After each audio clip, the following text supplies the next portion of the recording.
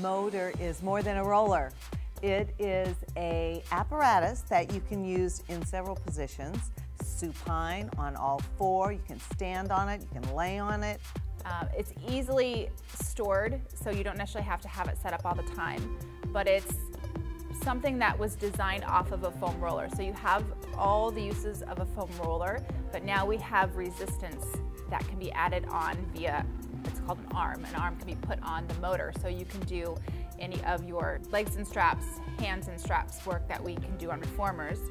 Not only that, now we have some standing work that can be done because of stability wedges on the roller and really work balance and agility.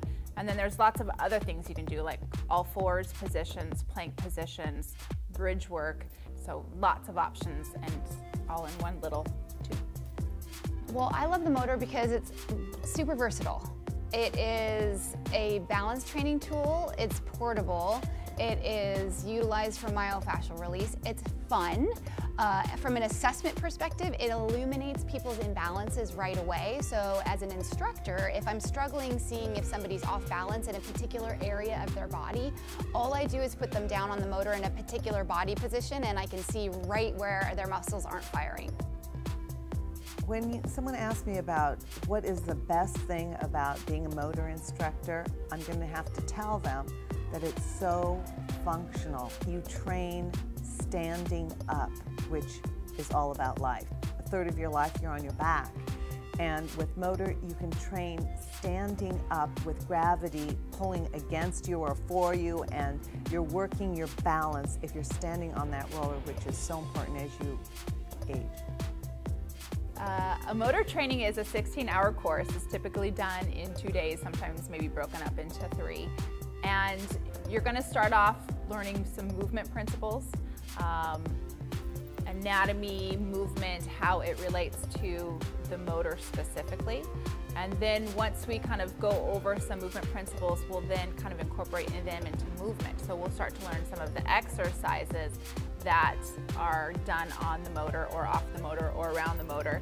And by the time you finish that 16-hour training, you have all the tools that you need to be able to leave here and teach a MOTR class or a MOTR session with a one-on-one client.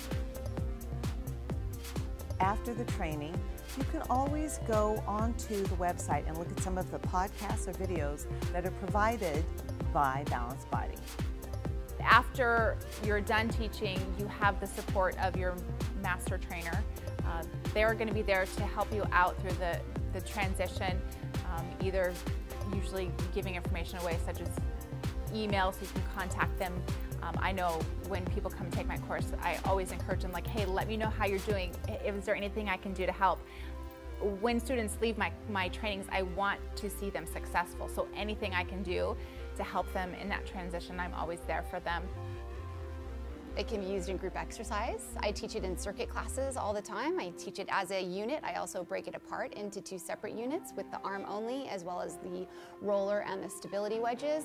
You can use it in one-on-one group personal training. I have them in my Pilates studio, and sometimes I will take 10 to 15 minutes out of a Pilates session and use that for some standing balance work for one of my golfers or my athletes or my tennis players.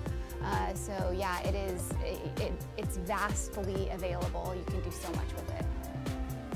It's just another tool in the toolbox, and they have fun. That's the biggest thing, is they sometimes approach it with a little bit of like, I don't know if I can do that, and then they do it and they feel successful and they have fun and they walk out of here going, oh my gosh, that was awesome, and they can't wait to do it again. So that's why I love it.